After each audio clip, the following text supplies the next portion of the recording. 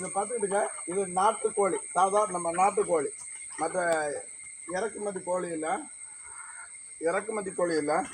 இந்த மாதிரிப்பட்ட கோழி வந்து நம்ம இந்த ஒயிட்டில் இருக்க முட்டையெல்லாம் சாப்பிடக்கூடாது. இந்த மாதிரி இதை பார்த்துக்கிட்டு, இந்த முட்டையை பார்த்துக்கிட்டுங்க, கொஞ்சம் சிவச்சிவாக இருக்கும். சரியா?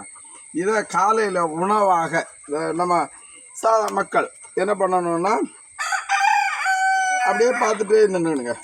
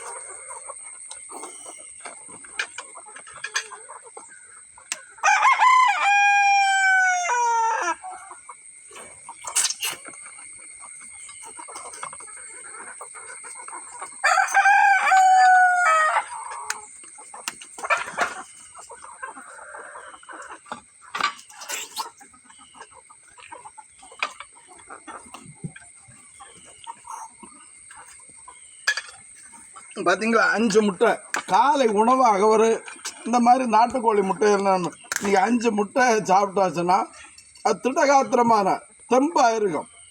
இதுதான் காலை உணவு. இந்த மாதிரி நீங்கள் பண்ணுங்கள். வசதி இருக்கக்கூடிய சூழ்நிலை இருக்குது. 5 சென்ட் ஆனாலும் 10 சென்ட் இந்த நாட்டுக்கோழியை வளர்த்து தனக்கு பிள்ளைகளுக்கு, இப்போ ஆங்கில மீடியெல்லாம் படிக்கக்கூடிய பிள்ளைகளுக்கு ஒரு முட்டை எந்த கேடும் கிடையாது. இந்த குலை அது இதெல்லாம் தான் இது மேயும்.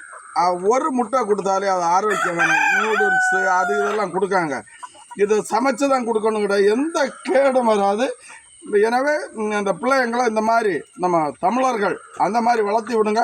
ஆரோக்கியமான ஸ்போர்ட்ஸில் முதல் ப்ரைஸு பெறுவதற்கு அது ஒரு உந்துகோலாக இருக்கும். நன்றி.